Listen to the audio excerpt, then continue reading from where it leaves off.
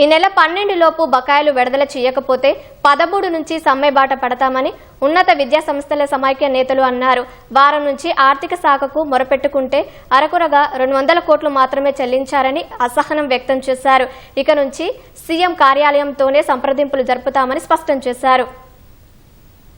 600 కోట్ల రూపాయలు ఏదైతే బట్టి విక్రమార్క గారు డిప్యూటీ చీఫ్ మినిస్టర్ గారు పత్రిక మీ అందరి ముఖంగా ప్రామిస్ చేసి 21-22 తారీఖు లోపల మేము 600 కోట్ల రూపాయలు ఇస్తామని, మిగతా 600 కోట్ల రూపాయలు దీపావళికి ఇస్తామని మీ అందరి ముఖంగా మాకు ప్రామిస్ చేశారు. అటువంటి ప్రామిస్ విషయం మేము తిరిగి వెళ్ళని రోజు లేదు.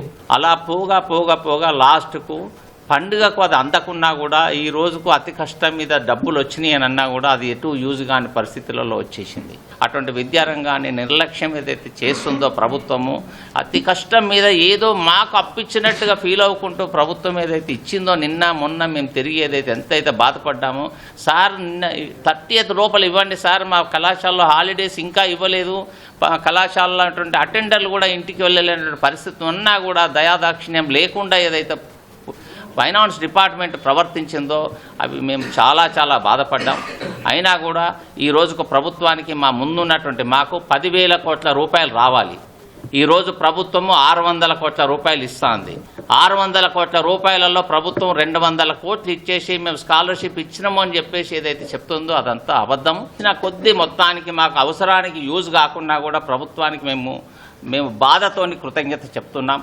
ఆ 1000 కోట్ల రూపాయలకి ఏదైతే ప్రభుత్వం ప్రామిస్ చేసిన దానికి ఏ రకంగా ఇస్తారు అని చెప్పేసి మేము ప్రభుత్వాన్ని ఈరోజు నిలదీస్తున్నాం. ఈ నెల 12వ తారీఖు లోపు కనుక 1200 కోట్ల రూపాయలు కనుక రాకపోతే కళాశాలలు ఇంతకు ముందు తీసుకున్న నిర్ణయం ప్రకారము యథావిధిగా స్ట్రైక్ను మాత్రం కంటిన్యూ చేస్తాయని చెప్పేసి మేము ముఖంగా ప్రభుత్వానికి మేము చెప్పదలుచుకున్నాం. ఈ రోజు నుంచి సీఎం ఆఫీస్ తప్ప మిగతా ఏ డిపార్ట్మెంట్తోని కూడా మేము డిస్కస్ చేయొద్దు అని చెప్పేసి నిర్ణయించుకున్నాం.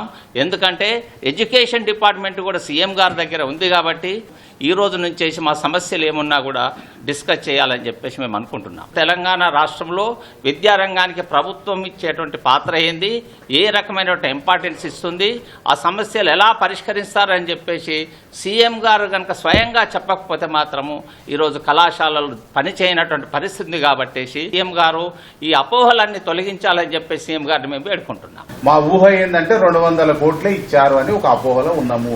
సాయంత్రం వరకు 200-300 చేరుతుంది. ఈ రోజుకి అలా నడిచిపోయిన తర్వాత ఇప్పుడు ఆ 1200 కోట్లను సాధించాలనే ఉద్దేశంతో దీపావళి కన్నా అన్ని కాలేజీలకు డబ్బు రావాలన్న ఉద్దేశంతో మేము 12th ఒక లాస్ట్ డేట్ గా పెట్టడం జరిగింది. 12th వరకు నిజంగానే 1200 కోట్లు రాకపోతే, మొన్నటి 600 భవిష్యత్తులో వచ్చే 600 రాకపోతే 13th నుంచి కళాశాలల్లో ఉద్యమాలు జరుగుతాయి.